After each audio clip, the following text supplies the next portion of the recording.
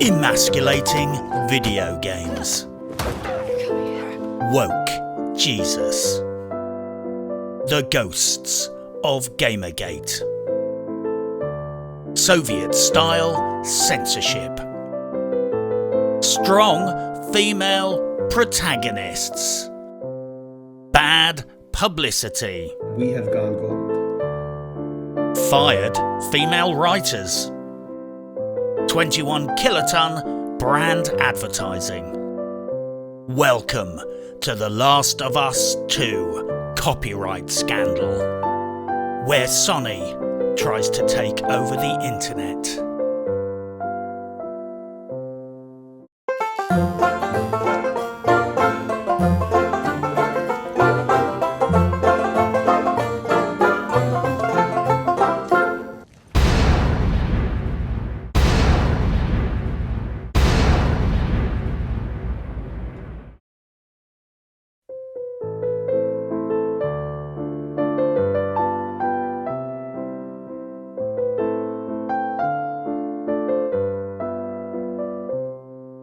The situation with Sony and The Last of Us 2 copyright abuse is about more than just this game, the leaks, and identity politics.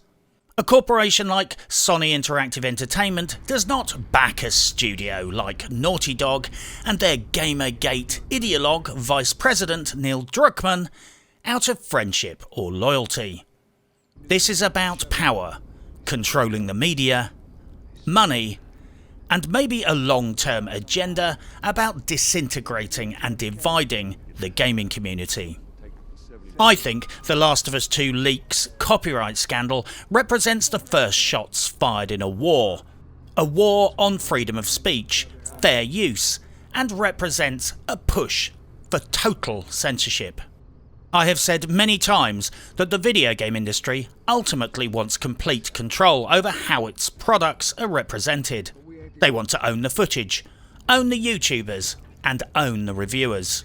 They ultimately want a situation where nobody says a damn thing about their products without their approval, and this situation with The Last of Us 2 is basically the part of this plan where the first tanks roll out onto the streets. Because certain political issues will be mentioned in this video, I need to offer a qualification. Just because I don't believe in certain political stances does not mean I believe the exact fucking opposite. I say this now because I see how these debates play out on the internet, so I'm going to neutralise this fucking retardo counterattack before it's levelled at me and the others involved. Just because I think third wave feminism is fucking insane self-indulgent shit foolery does not mean I'm sexist. Just because I don't think straight white men are evil does not mean I'm a homophobe. Just because I don't try and censor everything that isn't politically correct does not mean I support hate speech. Just because I don't think there are 46 different genders doesn't mean I'm transphobic. I'm a fairly middle-of-the-road, moderate and tolerant kind of person. /stalker. I believe in freedom of speech, equality, compassion and world peace. You know, all that good stuff. I do, however, get pissed off when I keep hearing these vicious, extreme, progressive mouth breathers bleat on about inclusion. Inclusivity will probably make the world a better place. However, according to some people, it would appear they need to exterminate everyone different from them to make their version of inclusivity work properly. Well, here is a fucking thought. If you really value inclusivity, then it can't just be for this, and this. I would postulate that real inclusivity should also apply to this, and this. I reckon that if you want to make the world a brighter, more tolerant place, then progressive inclusivity should apply to all of us. Not just people that think a certain way. Because if it only applies to certain people, that's not inclusion. That's a fucking purge. Spoiler alert, this video contains major plot spoilers for The Last of Us 1, and considering I will be complaining about the pretentious identity politics in The Last of Us 2, then the video contains spoilers for that game too, I guess. Seriously, be warned, we are riding into spoiler territory. Naked, on a fucking donkey, with no fucks given, and only a cowboy hat to keep the sun off our scorched balls. If you don't want spoilers for either game, then please don't watch this video. Trigger warning. I only started playing Last of Us recently in order to get fair use footage for this video. A nebulous term in these strange times. I also play like a donkey on console because I'm an Oberleutnant in the PC Master Race. So don't freak out because I'm constantly punching light switches and negligently discharging my weapon. It was this or footage from Farm Simulator 2015. Count your blessings and don't gripe about the gameplay. The scandal over The Last of Us 2 leaks and Sony's assault on YouTubers by abusing automated copyright takedown procedures may well turn out to be the most sinister video game industry dick move of the decade. And we're only 6 months in. They have threatened and endangered people's livelihoods, taken an aggressive stance against free speech, and decided to stand shoulder to shoulder with a game director who is so heavily aligned with woke politics, he makes AIDS Skrillex look like Geralt of fucking Riviere by comparison. In order to make this video, I'm forced to ride roughshod over a lot of territory and likely give nothing the critical attention or accuracy that the topic deserves. This story involves 2 games that I have not completed, copyright laws that I didn't study in prison, and a complex timeline involving several large multinational corporations, many YouTubers, multiple social media platforms, and a witch. And it all took place over many weeks and is still creaking on at the moment. But the implications of these events and the damaging consequences for individual content creators and the internet collectively are so severe, I just had to cover it as best I can, even if I make a few mistakes and omissions along the way. So after you watch this video, you may want to check out the following channels for more information: HeelvsBabyface, Hoeg Law, Upper Echelon, Geeks and Gamers, and of course, The Critical Drinker. And maybe, God forbid, do a bit of reading. So forgive me any inaccuracies or omissions as we head off on our magical journey down the path of enlightenment. I will do my best to be your guide. So let's stamp on the accelerator and drive this tanker across the bridge at full speed. And if we hit a couple of pedestrians as we go, well, that's just the price of doing business. So let's hammer through the key players and the core concepts. The Last of Us. The original Last of Us game was a well-received post-apocalyptic linear action-adventure survival-ish game with crafting elements where you shit yourself in the dark while scurrying around to find collectibles. It's set in a world ravaged by a form of zombie infestation based on the real-life Orpheocordyceps unilateralis fungus. This fungus penetrates the exoskeleton of jungle ants, takes control of its behaviour and makes the ant climb to the highest point it can and latch on tight until fungal spores burst out of its fucking head, contaminating the entire area. It's literally one of the creepiest and most sinister pathogenic organisms I've ever heard of. And I'm talking Anita Sarkeesian levels of sinister and creepy. Ellen Page plays the part of a 2-foot-high, pint-sized infant killing machine. Not that anyone asked her permission. Naughty Dog just used her face. No fucks given. This is foreshadowing, by the way. Some other actress officially played the part, but the developer naughtily decided to just steal Ellen Page's face and body and slap that on like a quick paint job. Despite her diminutive size, she happily shoots and stabs people to help Joel, her guardian. Their relationship is like a post-apocalyptical Paper Moon. No, really, it's practically fucking plagiarised from Paper Moon. Troy Baker plays the part of the grisly Joel, her paternal companion and guardian, who, despite their friendship, Ellie probably unconsciously despises because he's an old white straight male, and clearly their relationship is complicit in supporting and promoting the injustices of the patriarchy. Better kill Joel off in the sequel, I guess, despite him being likeable with good intentions. Wink wink, that's foreshadowing too. I did warn you about the spoilers. Troy Baker is well known for his critically acclaimed performances.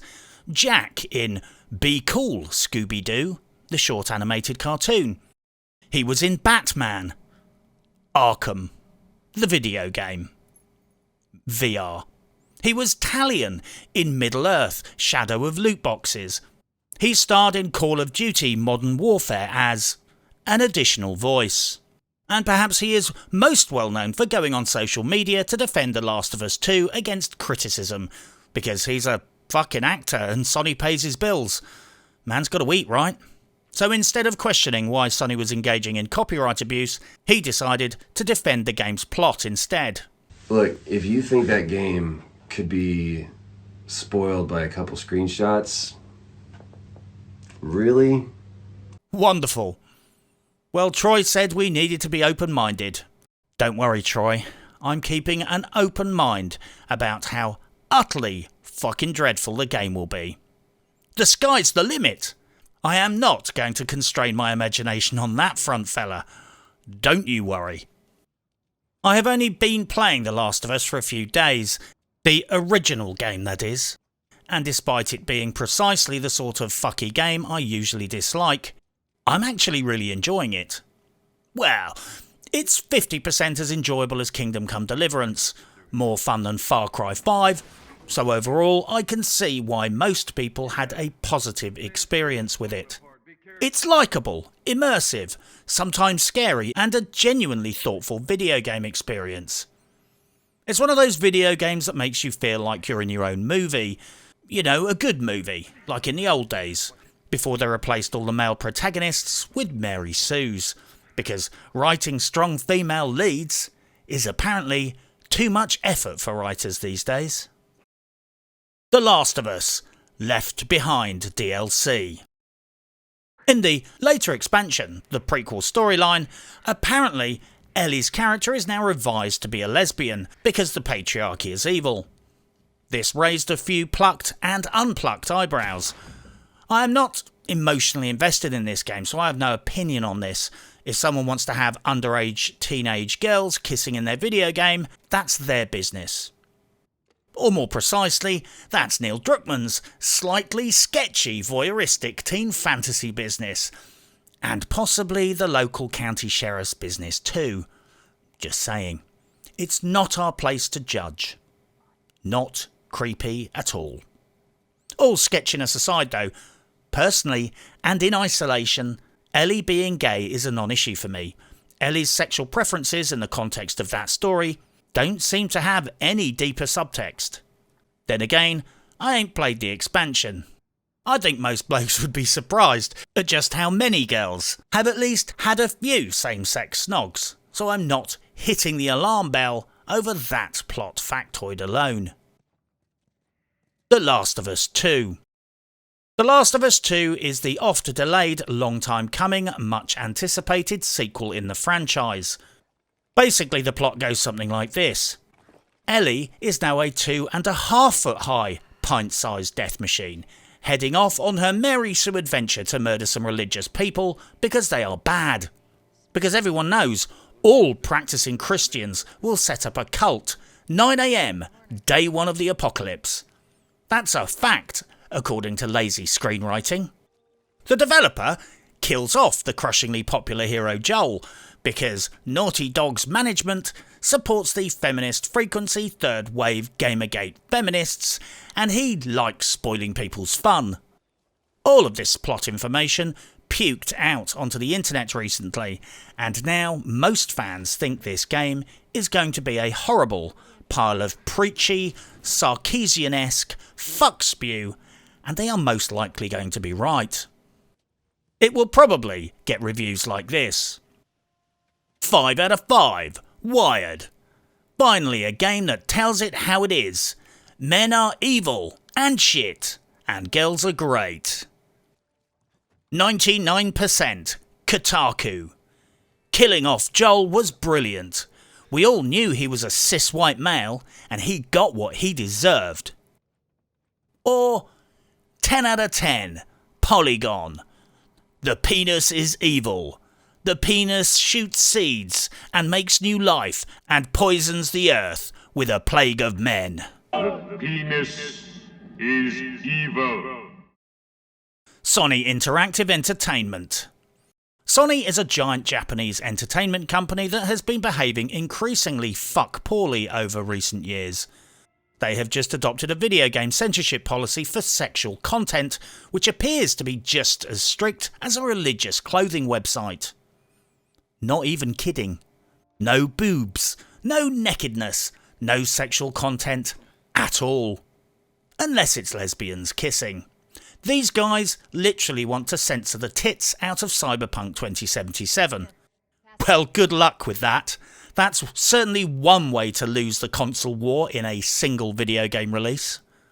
Sony make video games, but really they're into money, censorship, and money. Sony is a company that got rich by selling, amongst other things, creepy Japanese titty games. Now they don't need that revenue, they're banning them. Hypocrisy much? Naughty Dog. Naughty Dog are a once revered and loved video game studio whose reputation has taken a buggering of late. What used to be a bastion of game development has increasingly become a sweatshop shithole of crunch, political correctness and woke politics. The overwork is so out of control that some contractors have been expected to work 24-hour shifts, and some staff almost died because construction workers dropped some pipes down into the middle of the building during the night and almost manslaughtered developers they assumed had gone home to sleep. It's such a clusterfuck of shitty working conditions that they have approximately 70% attrition of experienced staff, and they can't hire replacement experienced staff because nobody with a choice would choose to work at Naughty Dog. One developer who left the studio recently referred to it as a joyless fuckhole run by a cadre of woke cunts. I totally made that quote up, but I'm hoping the next developer that quits his job or gets fired by Neil Druckmann for not being feminist enough decides to use my quote. And trust me, several developers leave that company every week, so I might not have to wait very long. Muzo TNT Limited. Muzo TNT are a shady company that specialises in software copyright solutions. From what I can gather, they operate something like this. Sony goes to Muzo and pays them to protect their copyrighted property and tells them what they want protected. Muzo then goes out and scours the whole world, internet or otherwise, and finds every incident of copyright infringement and strikes it down. In principle, if they are protecting legitimate copyright material, then fine. The problem, however, seems to be that they don't give a fuck whether it's copyright protected material or not. So if Sony tells them everything to do with The Last of Us 2 leaks are belong to us, Muzo heads out into the world uncritically and hits every motherfucker with copyright strikes. No fucks given, legal or not. Recently, they've been behaving like an angry pit bull let loose in a playground. Sure, they're racking up lots of kiddie kills and earning their blood money, but the collateral damage is horrific. I'm talking, they hit a channel with a copyright strike just because they mentioned that the leaks exist. Anita Sarkeesian. Anita Sarkeesian is a third-wave feminist from Canada. And Canada, folks treat you like a queen. Not one of those sensible feminists who believe in equality, but one of those new, crazy as fuck feminists who want all women in video games to cover their boobs and to be ugly. She thinks all men are evil rapers and shitposts about video games at conventions and then plays the victim card when people shitpost back. A quick observation, I don't think Santa is real, but I wouldn't go to Santa's grotto and shout that opinion at the little children. Okay, I might, but I would expect the parents to get angry with me. Just like Sarkeesian should expect people to get angry when she goes to gaming conventions and shits over popular game reveals. She is perfectly within her rights to do that. She has the same rights to express herself as anyone. I'm just noting that the negative reaction she provokes is predictable, understandable, and most likely precisely what she is trying to achieve. I would, however, note, freedom of speech cuts both ways, and if that's her hustle, then that's her right. Don't kick off at her or her cult if you pass them on the internet. Satire, piss take, speak your mind, sure, but don't be horrible to her or anyone else for that matter. It makes all gamers look like arsetards. Keep it civil, folks. It's in our best interests, for reasons you'll see later. Anita has probably done more harm for the feminist cause than any male chauvinist who's ever lived, because it's due to people like her that an entire generation of men are growing up thinking feminism equals men are the biblical cause of every struggle women have to endure, and the reason behind everything wrong with the world, because patriarchy. If gaming addiction has managed to be classified as a mental illness by the World Health Organization, then it's frankly an injustice that third-wave feminist video game critique hasn't been classified as a pathological, psychotic, delusional form of fucking psychosis. Anita Sarkeesian is a professional bullshitter, agitator and curmudgeon that operates a public relations protection racket when she's not going around to gaming conventions spoiling everyone's fun by attacking everyone's favourite games, of course. And it's no fucking surprise that she has shown up lurking in the background of this censorship shitshow of woke politics. She says she loves video games when she wants your money. In addition to being loads of fun to play, research has found that gaming can improve problem-solving skills, teamwork, creative thought, and multitasking. She says she hates video games when she's got your money. Except I'm doing video games, so it's not exactly a fandom. I'm not a fan of video games. I actually had to learn a lot about video games in the process of making this. She says all games are sexist and mean because patriarchy. She makes entirely nonsensical claims about video games like Hitman rewards the player for objectifying and physically abusing sex workers because she used someone else's game footage, did not play the game herself, and didn't know that Hitman punishes the player for killing the strippers. She's an arch shitehawk.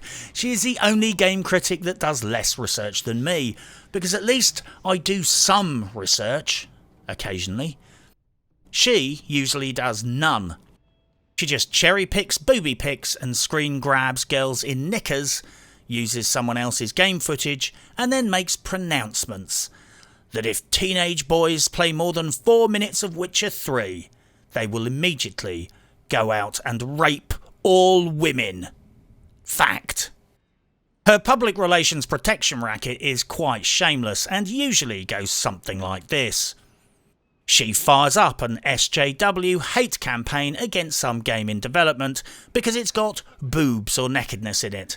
Then once the hate train is rolling, she offers her paid services to the developer, explaining how if they just paid her to be a consultant on the game, she could help them during the development process to avoid problems with sexism and the representation of women, and they could neutralise all the bad publicity. Obviously, the problems she will help you avoid are usually social media shitstorms that she was involved with starting. It's a protection racket, like smashing someone's shop window in the night and then coming around in the morning and offering to protect the storekeeper for a small, regular payment. Anita Sarkeesian has famously been involved in the development of video games like Mass Effect Andromeda and The Last of Us 2. Sarkeesian's superpower is the ability to make wildly insulting and inflammatory comments about people's favourite video games and then playing the victim card when people tell her to fuck off. Well, I make wildly insulting and inflammatory comments about people's favourite video games all the time, and people tell me to fuck off too. Who would have thunk it? Although I would note, my criticism is usually much better received than hers. I guess that's probably because, unlike Anita fucking Sarkeesian, I actually play the games for a few minutes before letting word things drop out of my face hole. She went to the United Nations to demand that men be censored on the internet because sexism, and spoke such extremely highly concentrated bullshit that the UN later issued an apology for believing her nonsense and fuckery. She has also won awards from academia, the gaming industry and the gaming media. She has, however, not won any awards for the actual games she has helped develop. In fact, possibly the best way to describe Anita Sarkeesian is this: she is possibly the world's most famous, critically acclaimed and successful video game critic that makes zero effort to either play or understand video games or the people that play them.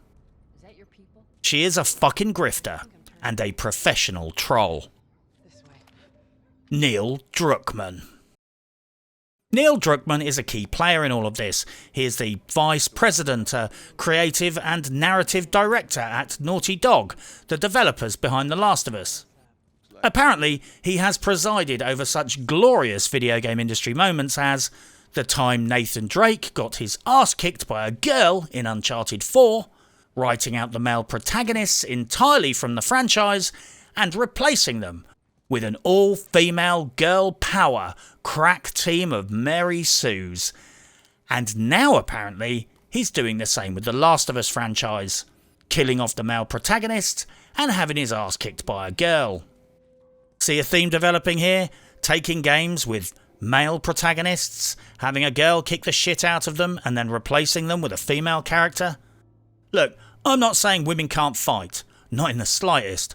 I personally know a woman who kicked the living fuck out of two guys who attacked her last week.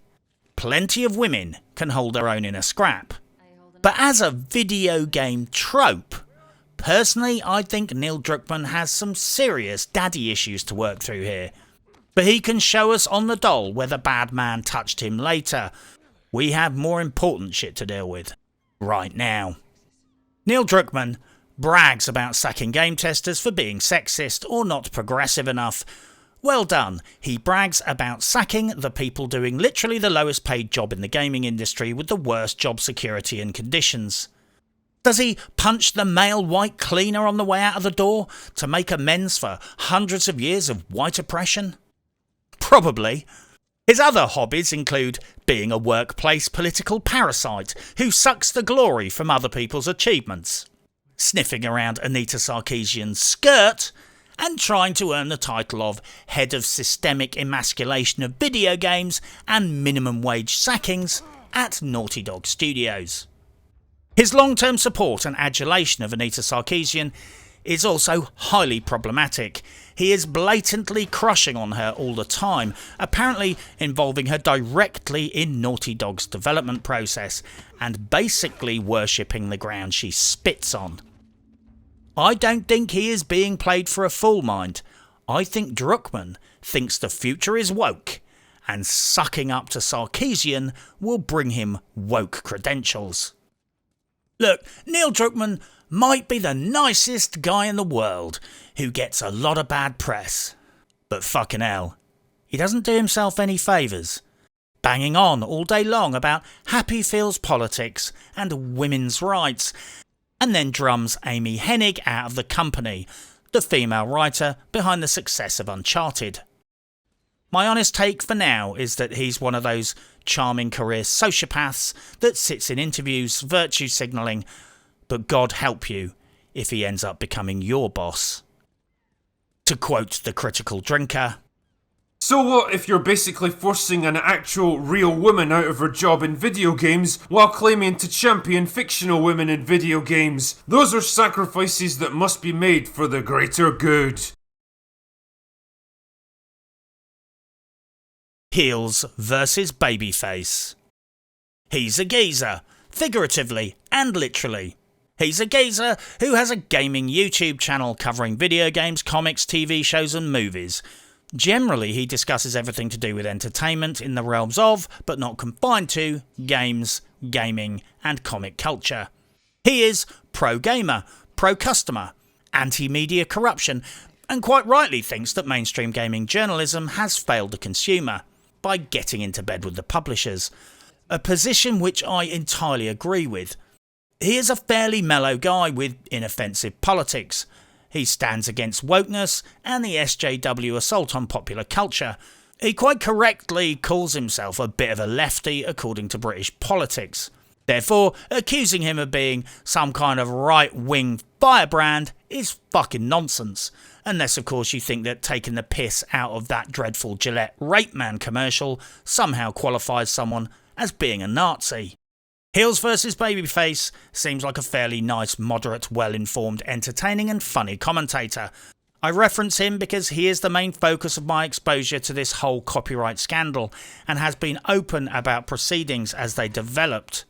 And he's also nearly lost his channel for talking about the leaks. I don't agree with everything he says, and neither should I, but I find his channel informative and interesting to watch.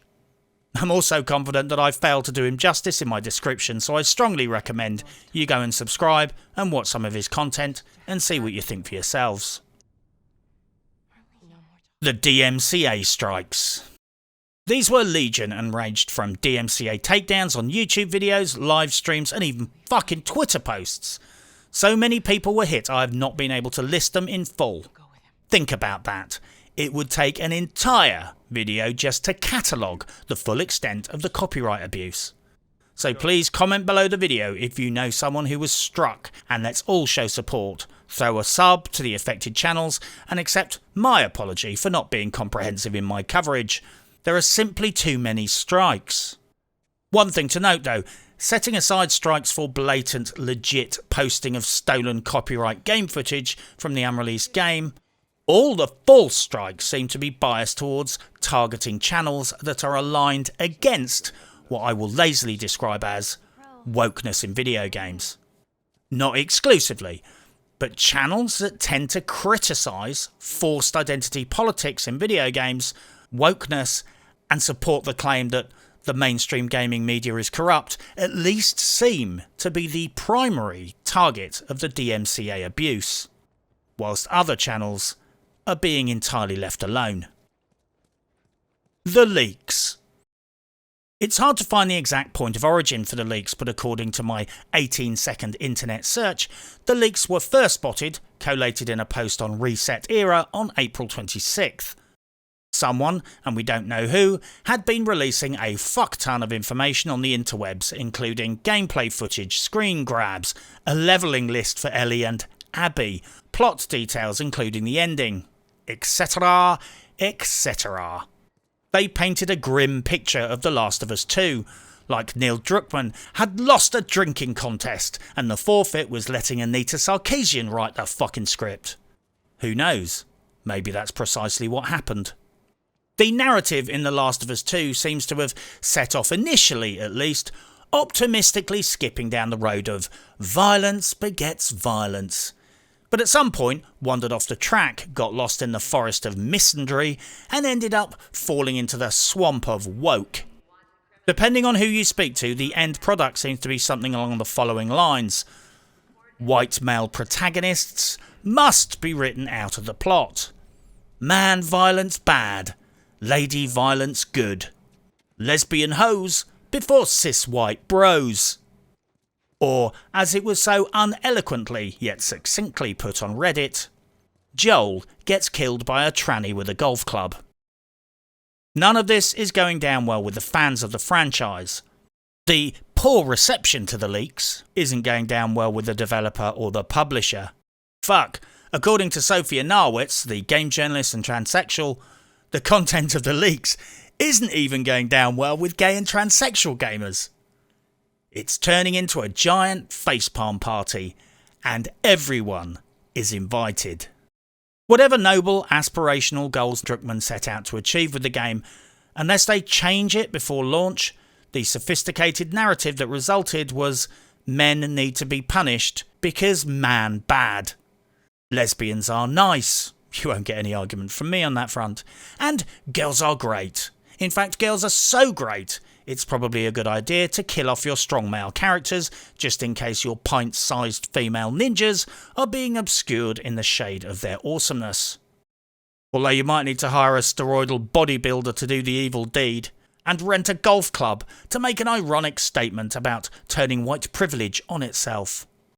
A little bit of sick came up when I really pondered on the awful imagery that they cooked up for the sequel. Oh God, what were they thinking? I would, however, note, so far I have not found substantive evidence to conclusively support the accusation of gender ambiguity, and more precisely, that Abby, the character who kills Joel, is actually a transsexual.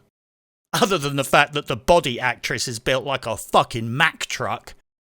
This might just be a narrative flourish originating from angry fans on Reddit, just a plain transphobic pejorative, or most likely a conclusion based on the fact that she looks like she has so much testosterone and winstrol coursing through her veins that a row of penises might burst out of her back if she just strained too hard on the toilet.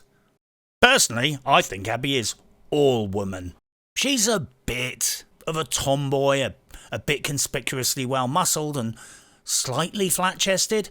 Well, unless you're talking about her gargantuan fucking pectoral muscles that are each bigger than my entire head. But basically, she ticks all of my boxes. Not even kidding. Anyway, who cares what she looks like? It's not a fucking beauty contest, it's the apocalypse. And besides, you can't feel ugly in the dark. Ness of post-apocalyptical America. Although you'll probably feel a surprise penis. Trust me. The YouTube copyright system. A lot of this situation won't make sense without at least a cursory understanding of the Digital Millennium Copyright Act, the DMCA, YouTube's copyright system, and how it fucks you. I mean, how it works. Most people don't appreciate just how ludicrous the YouTube copyright system is if you're an end user. It's a mutant beast born out of competing interests between YouTube, the entertainment industry, and a platform user. Here is a gross simplification of 20 plus years of legal and political history and how the Digital Millennium Copyright Act was born and how it affects YouTube. The legacy entertainment industry and others were lobbying government for draconian laws to protect itself against what it saw as an existential threat: online piracy.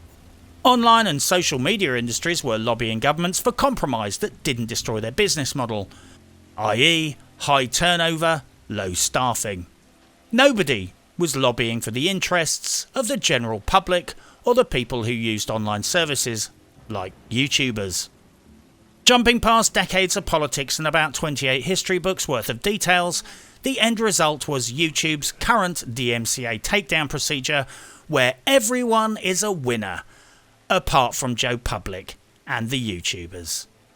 The entertainment industry got its sweeping powers. YouTube got a system that was automated, hands-off and operated well at scale.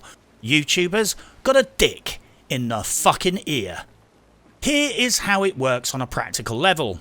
Someone sets up a YouTube channel. If a third party decides they have reasonable suspicion you have infringed their copyright, they fill in an online YouTube form, click go, and the video is struck down immediately. The video is either removed or seized by the person complaining, including potential revenue. The YouTuber has to issue a counter notice, exposing themselves to potential prosecution. The complainant has 10 working days to respond by either backing down or providing YouTube with evidence that they are preparing to prosecute under DMCA regulations. If the complainant backs down, then the YouTuber gets their video back eventually, which takes up to 2 weeks. They get fucked, basically, with no compensation, and all they can do is sue the complainant for lost revenue.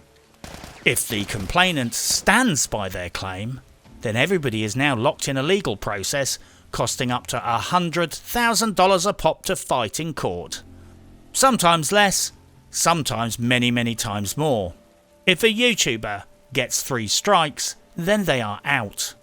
Seriously, get 3 strikes in a 6-month period and your channel is deleted, until such time as they are countered or beaten in court. If you can't beat the strikes, then it's game over. And even if you do, you lose complete access to your channel and your videos whilst you fight the strikes. The system works brilliantly for YouTube because they are not legally liable for anything. It costs them practically nothing to operate and it's automated. The system works brilliantly for people filing complaints because it's an easy click-through 3-minute solution for dealing with copyright issues. It's instant and there's no burden of proof. That's right, nobody has ever been convicted of filing a false DMCA notice because the complainant only has to have reasonable suspicion copyright has been violated. It's fucking ridiculous. I learnt that on Hoeg's Law channel, by the way. Unfortunately, it does not work well for YouTubers who live under the constant threat of spurious and malicious false DMCA strikes, which usually have zero consequences for the perpetrator. Fuck, some companies literally make a living just abusing the copyright process to blackmail creators into giving them token payments to lift false DMCA strikes. The bottom line is this: everyone gets an easy ride apart from the innocent YouTuber falsely accused. They get the worst of all outcomes, and here's why. If you get a false strike and you successfully file a counter notification, you still get your video fucked over for up to 2 weeks. If you get a false strike from an individual, then that individual can get sued for damages, and it can work out very badly for a private individual abusing the system. But if a corporation decides to fuck with you, there is a crushing power disparity and the YouTuber is fucked. If, say, Sony decides to hit you with 3 entirely bogus bullshit copyright strikes, your channel gets pulled down and deleted until such time as either Sony drops the claims or you beat Sony in court. Let that sink in.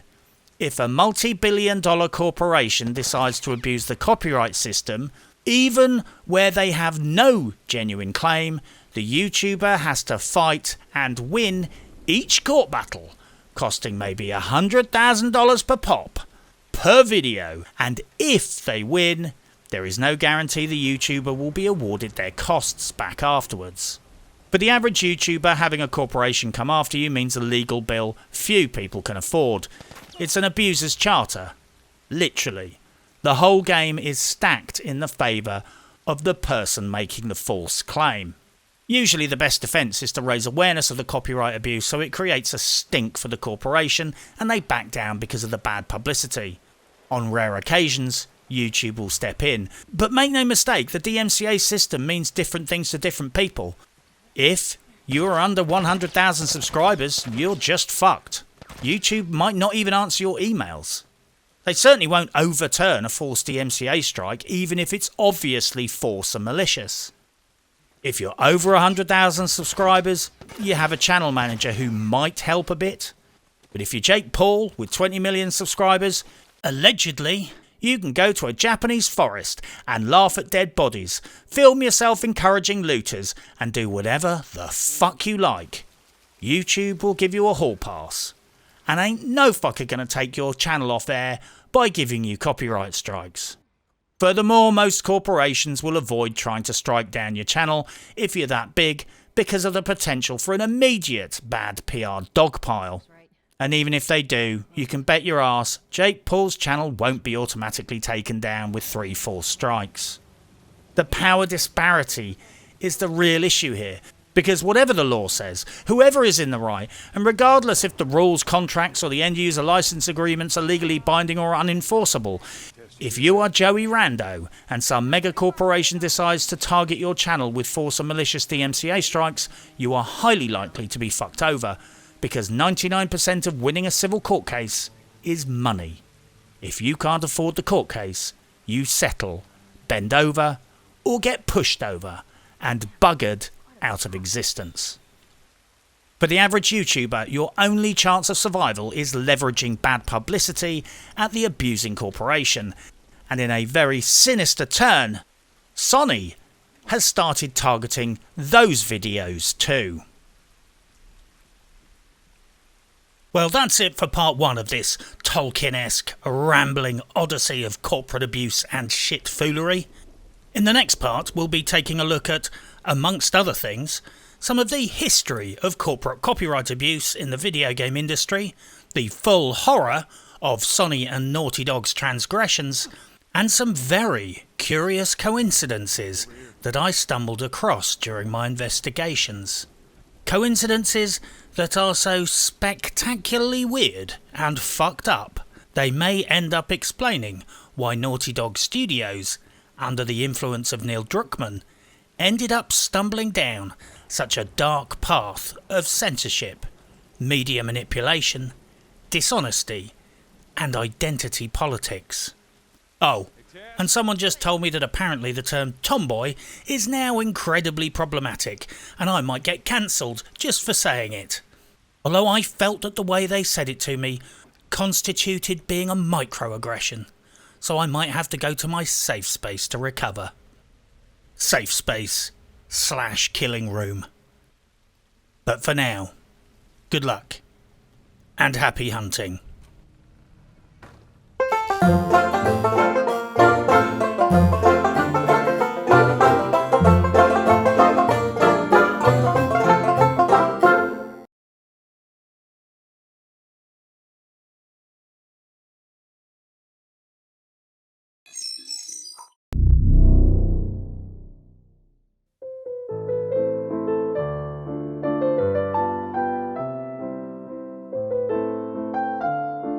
Big guns.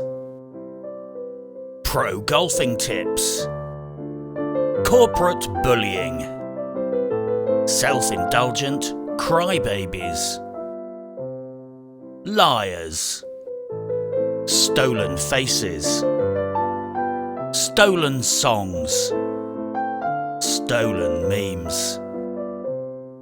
Welcome to part 2 of The Last of Us 2 copyright abuse scandal, where Sony stole all the memes.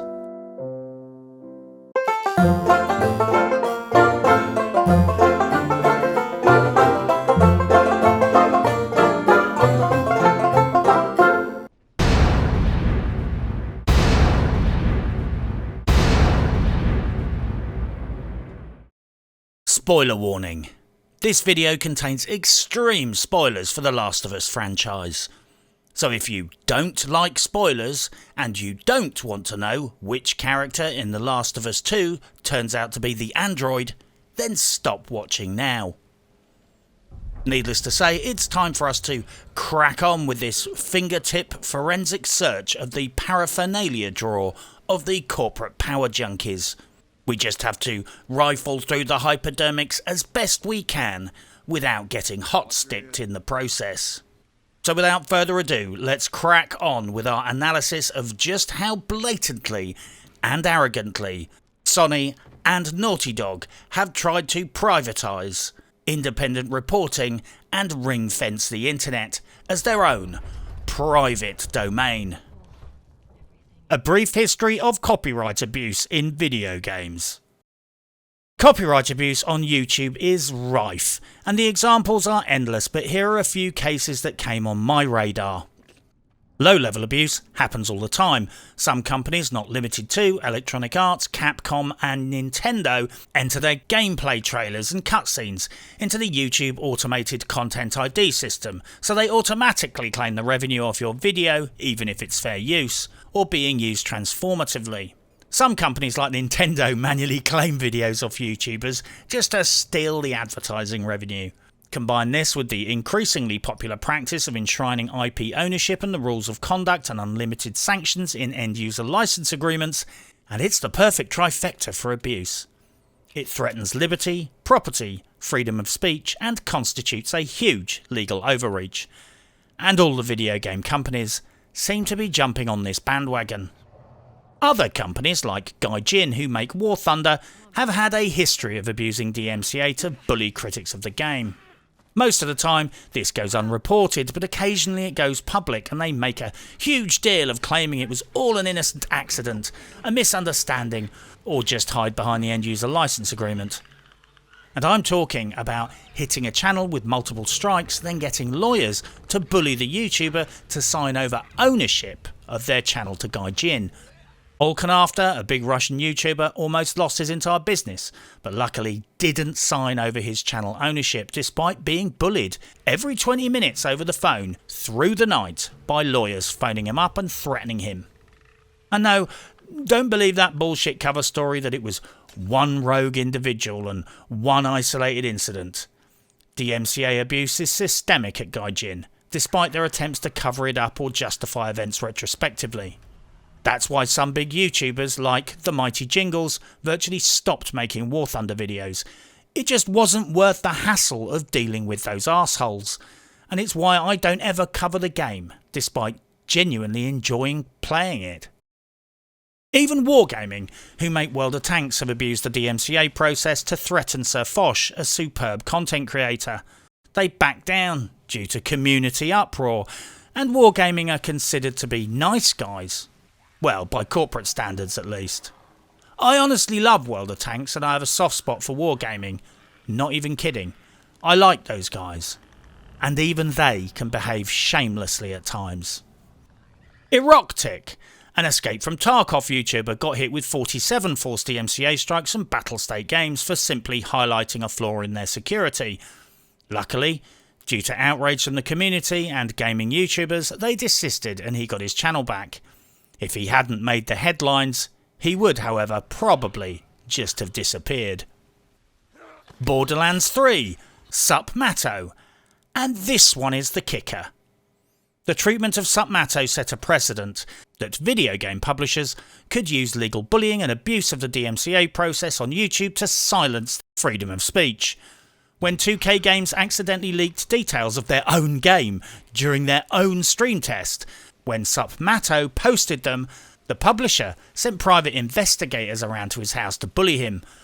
After he publicly complained about the bullying, he received 112 copyright strikes and ended up having to fold. His channel is deleted and he has disappeared. His entire social media footprint is erased. They claimed he was under investigation for violating terms of service, codes of conduct and using illegal means to secure leaks. But I call bullshit. 2K Games and Gearbox made lots of noises about how he broke the rules, but really, they just abused the DMCA process to exterminate a YouTuber that embarrassed them and publicised their own mistakes.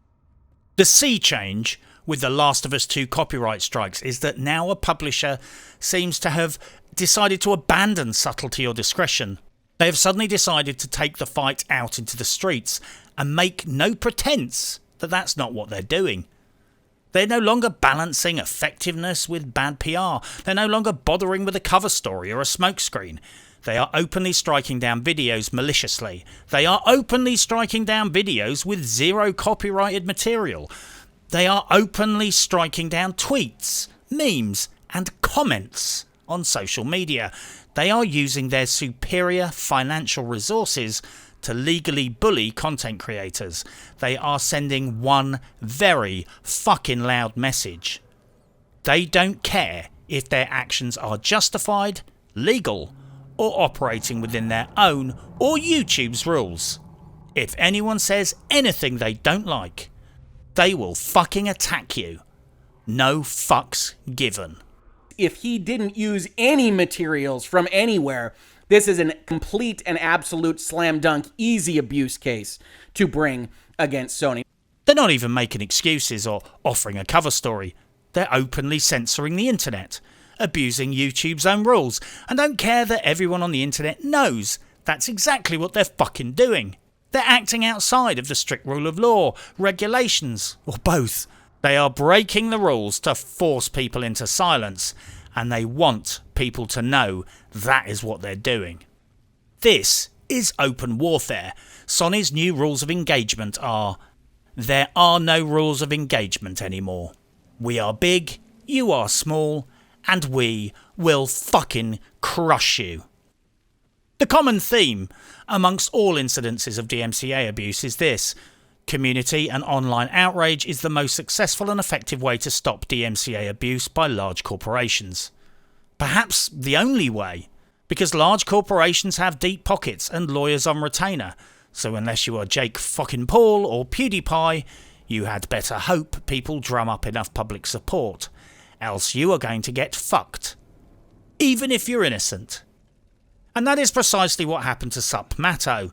Sup Matto's DMCA strikes were not a justified tactic for dealing with the situation, because he did not violate copyright.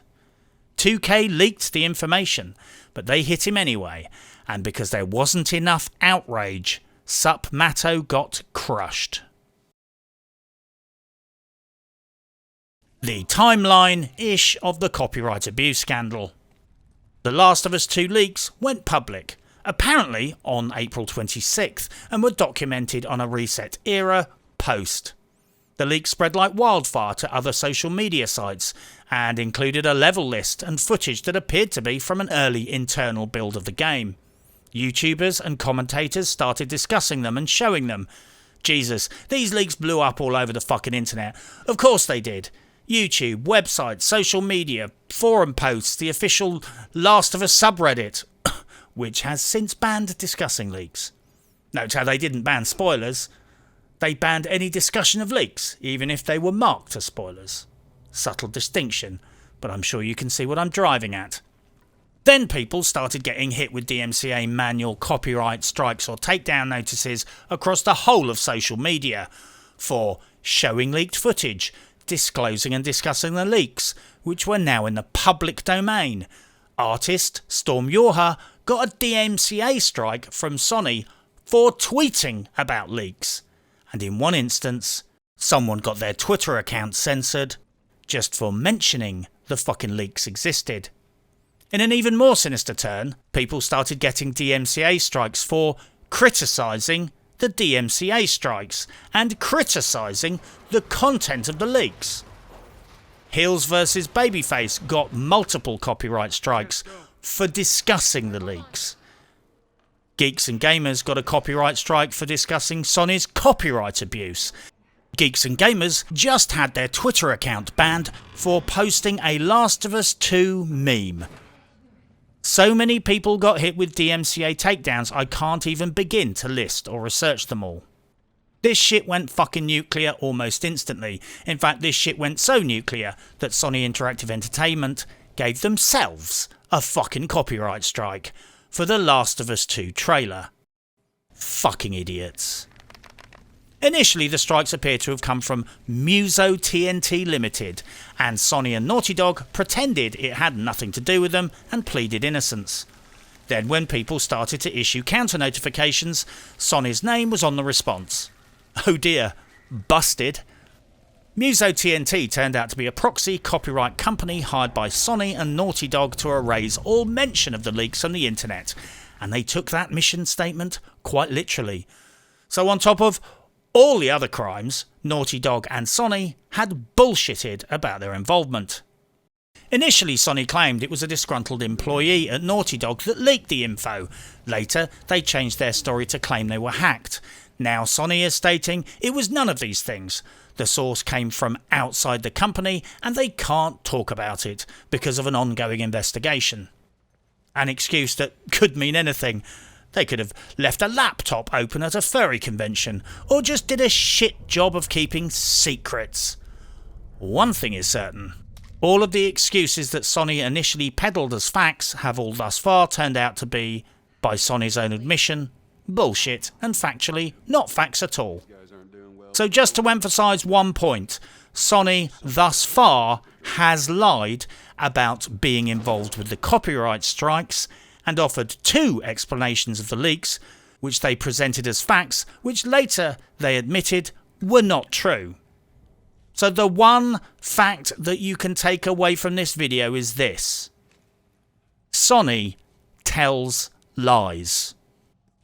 YouTube, to their credit, actually started putting videos back up on the platform, although the copyright claims remained intact because that's not their domain.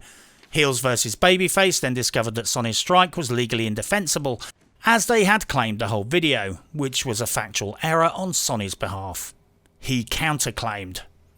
Sony backed down, kind of, and for now at least has dropped its claims for some YouTubers.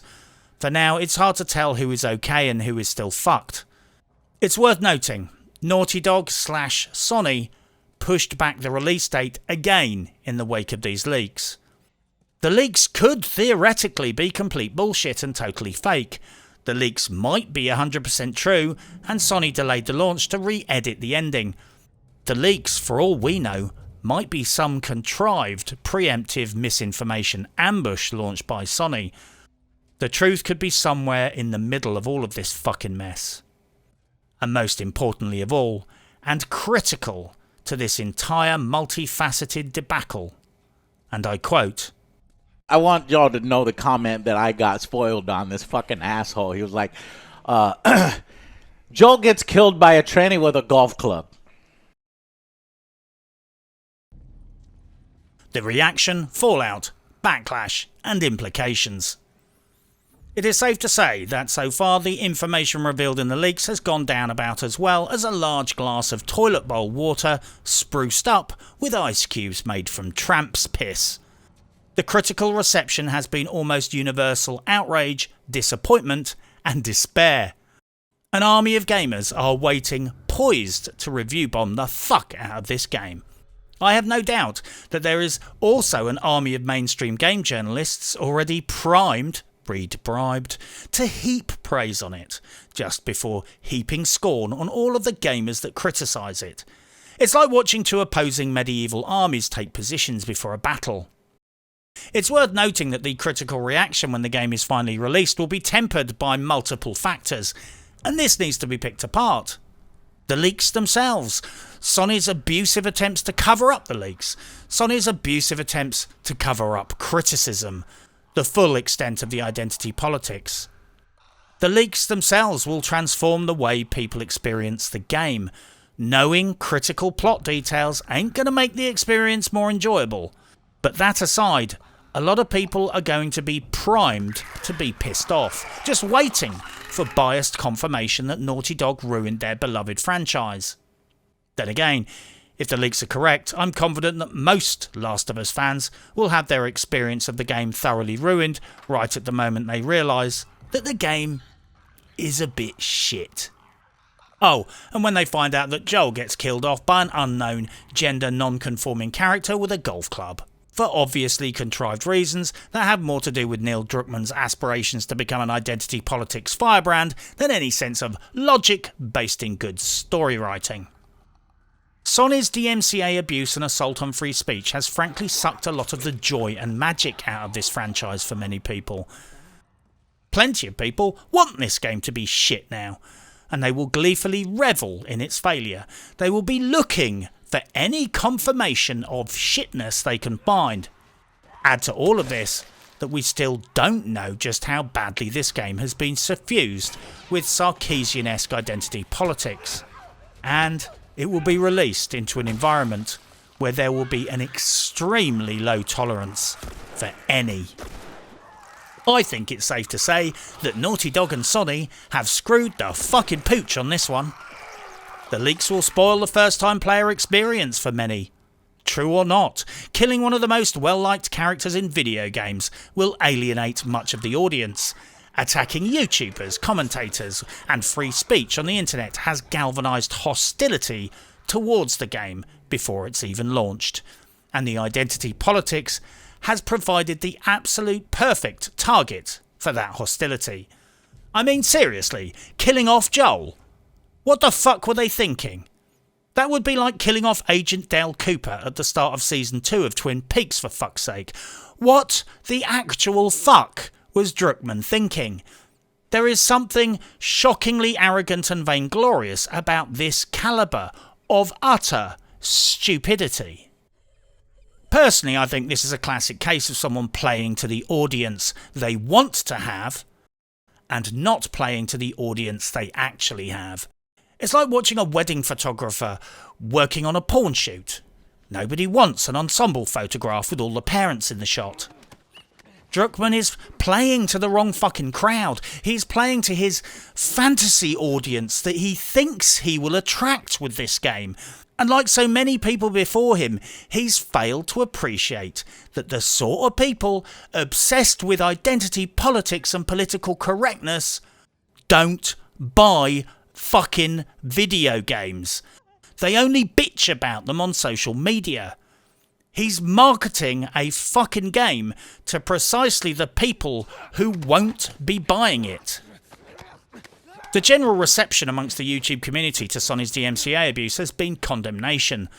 False copyright strikes are the bane of YouTube. They're a fucking plague, propagated by shitheads and usually invite almost universal anger and hatred within the gaming community. Respectable YouTubers only use it as the nuclear option, even when they're within their rights. Personally, I'm a bastard. I don't pick fights, but I certainly try and end them when someone picks a fight with me. But I have never hit anyone with a copyright strike for two very fucking valid reasons. One, it's just not even occurred to me that it was a legitimate and valid tactic to use. And two, you just don't do it. There's rules even in war, and there's never justification to try and sweep the legs of someone like that. Argue, fight, shitpost, sure. But false flagging for DMCA is a horrific abuse of the system and might damage someone's business. They might have kids to feed or a sick granny. Having disagreements is one thing, but it's an unwritten rule you keep the match on the pitch. As HeelvsBabyface rightfully pointed out in a recent video, whatever the outcome with the false copyright strikes, they certainly have already achieved Sony's desired goal. The mainstream gaming news media cowered and shit itself. They've avoided covering the fake copyright strikes and widely reported only Sony's official press releases about the leaks. It was only the independent YouTubers and outlets kicking up a storm, and thank God they still exist to do that. Sony flexed its muscles, and the mainstream media, hungry to retain its privileged access, pre-release copies and advertising revenue, cowered and tucked their collective heads in like a scolded poodle. What fucking good are they to gamers if they obey the publishers? That was not a rhetorical question. That was a real question. What fucking good are they to us? If publishers run mainstream gaming journalism, then they have zero utility to gamers. In fact, I would say they do more harm than good. A bent journalist is worse than no journalist at all. Ultimately, The Last of Us 2 could theoretically be the best game of the decade, and a huge amount of people won't fucking care. They're going to hate on this game anyway. The negative publicity surrounding the copyright abuse has created a toxic environment for Naughty Dog, and now they're damned whatever happens. If the leaks turn out not to be true, I still think they will have a huge issue with review bombing and negative bias towards the game.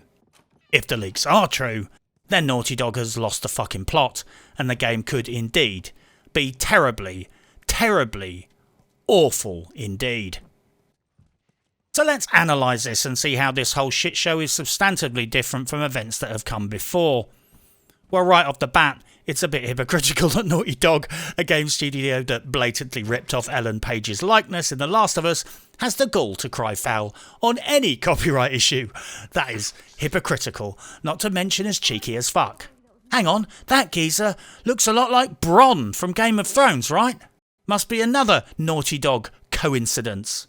Oh, hang on again. Naughty Dog used someone's arrangement of that cover and didn't offer to pay them royalties. That must be yet another Naughty Dog coincidence. Wow, considering Naughty Dog's involvement with copyright abuse, you'd think they would set a higher standard, really. Just saying. I will say now, I don't personally take issue with the sexual identity aspects in the franchise. It's their video game, they can do what they want. I don't think gamers really care about sexual identity in itself. Fallout New Vegas, Skyrim and a host of other popular mainstream games have gay characters or let the player have gay relationships, and they never raised a single eyebrow or generated player complaint. Some of the gay characters like Arcade Gannon are well loved. The Last of Us did have a gay hillbilly couple in it, and we met one half of the couple in the shape of Bill, Joel's quasi-semi-friend. In The Last of Us DLC, Ellie is portrayed as gay, and now according to the leaks, The Last of Us 2 continues with the same themes of gay relationships, so I don't think it's as simple as saying The Last of Us 2 is a case of get woke, go broke. It's always been a bit woke. Gamers don't mind gay characters, politics or social issues in games. People seem to forget that most gamers are just people. They didn't make us in a fucking secret underground biolab. We're just normal people who play video games. Some of us are straight, gay, transsexual, nice, nasty, hardcore, softcore, and we come from all over the world. The stereotype of the gamer is precisely that, a stereotype, and most gamers hold the same views as most normal people. You can't assume gamers are automatically homophobic, racist, and sexist. Most of the gamers I've personally known over the years have tended to be pleasant, tolerant, friendly, and compassionate people. They do, however, mind having political agendas pushed up into their fucking grills and being moralised to when they've just stumped up 50 quid for some escapist entertainment. They also mind when franchises they love get destroyed by woke politics. If people want to make woke, preachy, shitty, politically correct third-wave feminist games, knock yourself out. Just stop taking existing franchises like Mass Effect and Battlefield and converting them into shit pies of wokeness, please. Make your own shitty preachy games and stop spoiling ours. If people want to play with dollies, great, go and make dollies and play with them. Just don't take away our action men and force us to play with dollies too. All this being said, we have to acknowledge that we have no idea what the final game will be like, and if it will be changed in the wake of the uproar over the leaks. So we all need to reserve judgment to some degree. And yes, that is code for don't fucking pre-order. There are definite parallels here between Gamergate and the noxious behaviour of both Neil Druckmann's legacy of male character destruction and the reaction of the gaming industry. Just like the narrative of the traditional gamer is dead from Gamergate, in microcosm this narrative is being parroted in Naughty Dog's treatment of its characters. They are systematically delighting in removing the traditional male heroes from their games and replacing them with woke female counterparts. It's like Neil Druckmann is trying to win the battles of Gamergate vicariously in his video games that they essentially lost in real life. If he can't kill off the traditional gamer, well, at least he can use his authority to kill off their favourite male characters. This conduct is sinister and narcissistic on so many levels. And let's be honest here, Druckmann red flags for narcissism on many levels. He seems more obsessed with his role as a feminist than he does about the end result of his games. Nobody is paying him to piss off the customers. He has one job: make games that appeal to gamers. And he is fucking that job right up. I would also note that I'm concerned this situation will be twisted and used as a further example of the Gamergate controversy. This is a copyright abuse scenario, but you can bet your arse that is not how it will be reported later. The mainstream media will focus on the outrage about the gender issues in the game and use that as a focus for justifying Sony's heavy-handed approach. Let's face it, what are the common themes we are hearing about the leaks? Joel gets killed by a tranny with a golf club, the game's gone woke, outrage at the insertion of identity politics. Certain parties in the gaming industry, the sort of people who hate the traditional gamer, whatever the fuck that is, they will revel and delight in telling stories about this situation. Only their versions will go like this.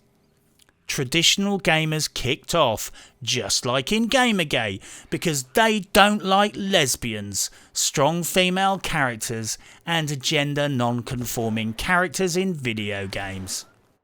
They will cherry-pick quotes, take comments out of context, and instead of saying, Sony abused DMCA regulations, they will say, this is Gamergate all over again, and they will pick out any homophobic slur they find on the internet and hold it up in the air and screech, that's what this was really all about. It's no fucking accident that certain channels are being hit with forced DMCA strikes just for mentioning the leaks, whilst other channels are not. They are specifically targeting channels that could be seen to be aligned with the Gamergate position that mainstream gaming media is corrupt and woke politics are being forced into video games. Apolitical commentators are being left conspicuously untouched. Belula News and Yongyi have happily reported on this with no strikes, and Belula News has even commented that certain channels seem to be getting a hall pass, whilst other channels are being struck down mercilessly. To coin a phrase, I'm getting a bit concerned that this is a trap. It's a trap. It's too late to go back.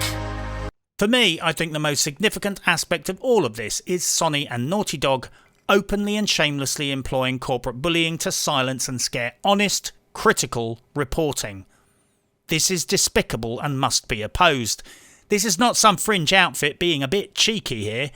This is corporate copyright abuse going mainstream. This is the formalisation and normalisation of corporate bullying and corporate censorship of the internet. This is not just an attack on fair use, this is a direct full-scale assault on freedom of expression. Sony basically took the stance that they would not tolerate certain people talking about certain things in public. So with no regard to copyright law, the Second Amendment, or plain common fucking decency, Sony and Naughty Dog just decided to abuse whatever mechanisms were in place to strike down voices on the internet, using abusive and harmful measures, just because, frankly, they could. Oh yes, and because they have a huge army of lawyers on retainer, so even if they ended up acting outside the law, they could still drag people through the courts until such time as they were bankrupt. Naughty Dog and Sony were going around copyright striking and DMCA takedown of videos, memes, everything. Not only on YouTube, it was on Twitter, it was on Reddit, it was on BitChute, it was everywhere. Sony have spilled this fight out into the streets and have no fucks to give about who is legally right. Might is fucking right according to them, and they have shown their hand.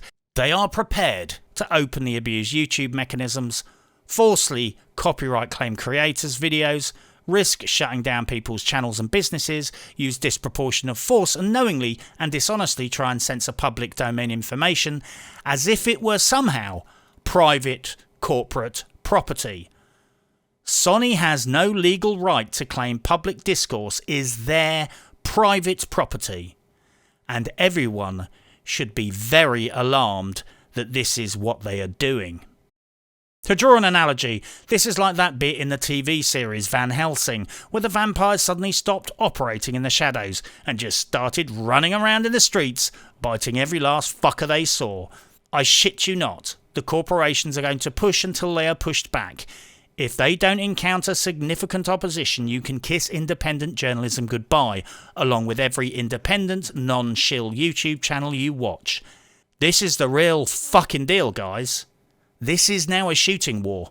This is the corporate endgame playing out right now, and if it isn't resisted, the future of gaming channels is going to be confined to publisher-approved shills, reading from a script of key talking points, all telling you how super stoked they are about the new game and how wonderful the microtransactions look. Let's be fucking pragmatic here. A huge amount of the gaming channels are already exactly like that. But that just makes it even more important that we defend the independent ones that remain. You know, the reviewers who don't get review copies in advance, don't get invited to meet Todd Howard, don't get invited to Viking Activity Day Centres in Norway, and don't lie to you because their careers are more important than your well-being, your money, and the trust you've invested in them. For anyone who has stuck with this video throughout its entirety, I'm going to reward you for having such stoic resolve and masochistic tendencies.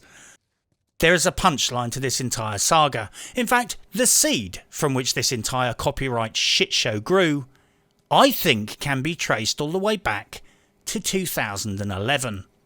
And funnily enough, Neil Druckmann. This is a sorry tale of vanity, damage limitation, and folly driving more folly.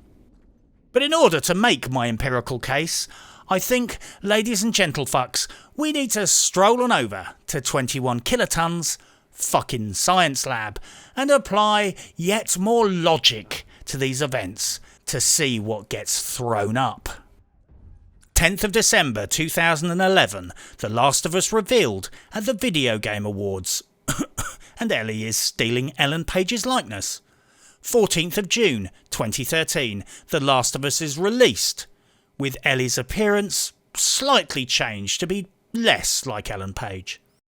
14th of February 2014, The Last of Us Left Behind DLC was released, rewriting the character Ellie as gay. 14th of February 2014, the very same day, Ellen Page comes out publicly as gay. 20th of March 2014, Game Developers Choice Awards 2014 give their Ambassador Award to Anita Sarkeesian. And guess who personally fucking hands it to her? Neil fucking Druckmann. The Ambassador Award honors an individual who has helped the game industry advance to a better place. Anita Sarkeesian's work has done just that. A feminist and a media critic, Anita is a fan of popular culture. She loves video games. She's so passionate about them that she feels they're worth fighting for.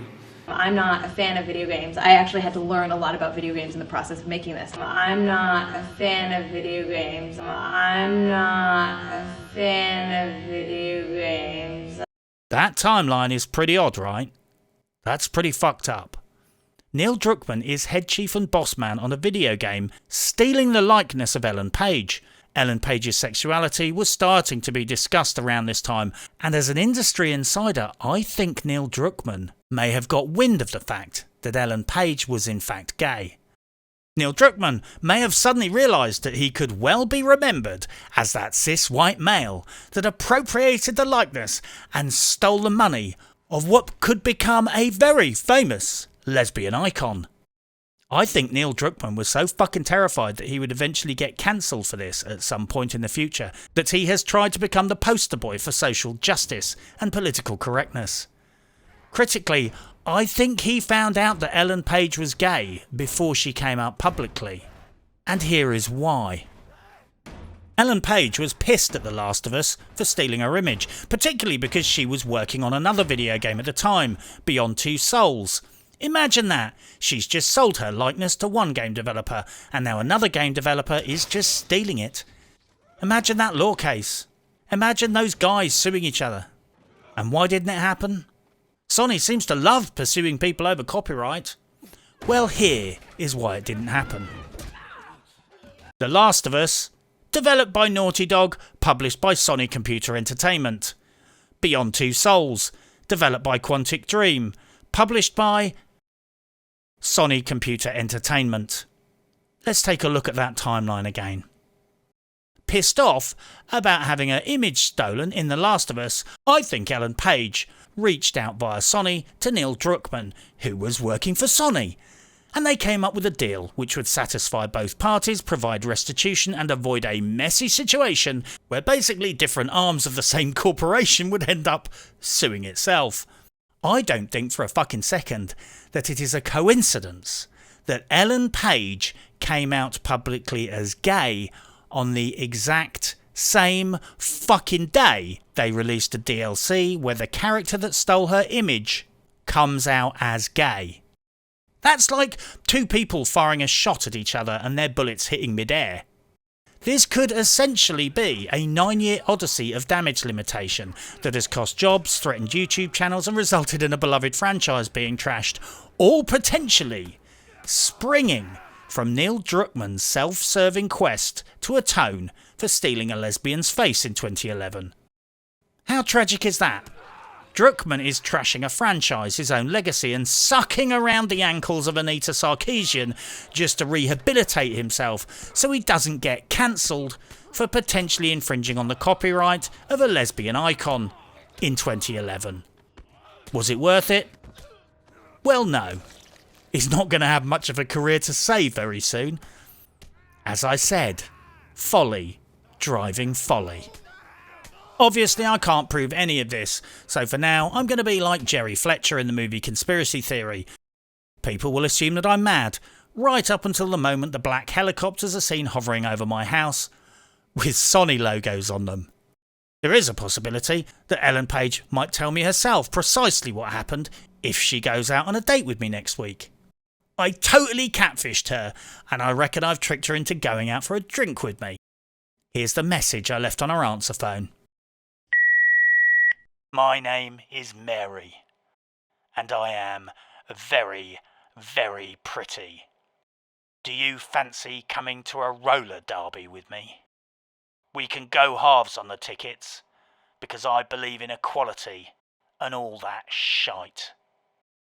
And I am absolutely, totally not a geezer. Personally, I reckon I nailed it. How can she resist, right?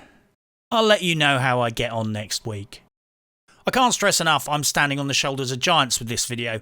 Other people have taken the risks already, taken on Sony and Naughty Dog and done the research. I'm just riding their coattails and giving you my take, and flagging up what I think is the core issue with these events. Sony have now come out and declared all-out war on free speech, independent YouTubers and unbiased reporting. This is no longer a simmering conflict. Sony have fired the first shots in a war, and I'm not convinced this genie is going back into the bottle. It is critically important that right now everyone does whatever they can to increase the negative consequences for Sony and Naughty Dog. Whether you're a gamer, YouTuber, podcaster, video game journalist, or just one of the denizens of the internet who values free speech, we all have to pull together and unite in our opposition against Sony's censorial shitshow. Do it out of a sense of community, humanity, kinship, kindness, intellectual principle, consumer advocacy, or simply because they attacked a content creator you like. I give zero fucks about why you are doing it, but you must do it. And if you don't have a reason, here's one. Selfish, self-interested self-preservation. Mark my words, today they're going after these other guys. Next year, they might be after you. Christ, it won't be long before private individuals are regularly getting sued for copyright violations on fucking Twitter. Just because a giant corporation wants to make an example of someone. If people are frightened into silence now, we might sleepwalk into a future where we are all permanently silenced. Behave in a civil and legal manner, but where there is a place to express your opinion, leave a comment or make a review, and politely spell out the heinous values that Sony, Naughty Dog and The Last of Us 2 represent. Stay nice, stay legal, behave decently, but kick off about it.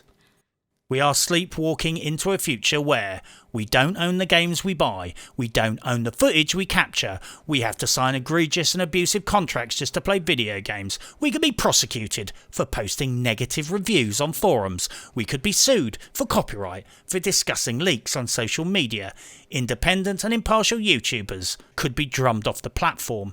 The publisher will have total control over who can and who can't make videos about their games, and ultimately, the only video game YouTubers with permission to show game footage will be paid shills working to promote products. This is the future video game publishers envisage. A world where you can't even show game footage or even the company's logo if you are not working for them. Sony has frankly provided irrefutable evidence that game publishers seek complete and total dominion over the internet and freedom of expression, and they are no longer even trying to conceal that ambition. Personally, I consider Sony and Naughty Dog to be enemies of free speech, enemies of YouTubers and hostile to the gaming community. They want our money, and they don't care if they ruin lives, distort the truth or break the internet to do it. Fuck these guys, fuck their censorship, and fuck their anti-porn hypocrisy. Oh, but don't you worry. Whilst I will be largely avoiding Sony products for the time being, I will make a very special exception for The Last of Us 2, just so I can give it an honest, fair and unbiased roasting. I mean review. Nah, I didn't mean that. I'm gonna fucking roast that pile of shit. I finished half the review already. Who needs to actually play the fucking game? I've read all about the leaks. But for now, good luck and happy hunting.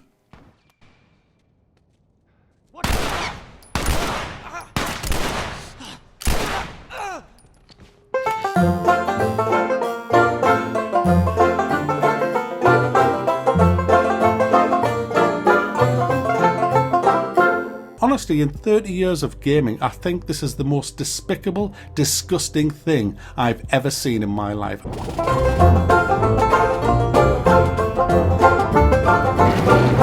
Let me help you in 2 screenshots. And he shows how Naughty Dog is part of Sony Interactive Entertainment, and then Muso's clients is Sony Interactive Entertainment.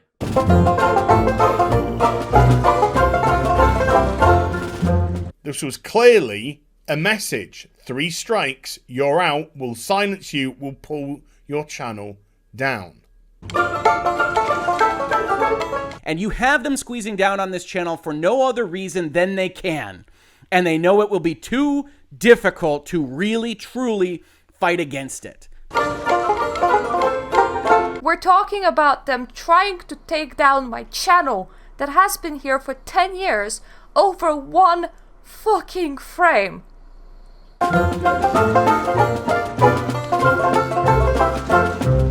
This is the time to stand up and be counted with the rest of the gamers out there who are being fucking persecuted by these fucking companies. So get off your fucking arse, get your fucking microphones out and start making a video of solidarity to fellow content creators and gamers who are being fucking struck down by these. Honestly, what a world we live in.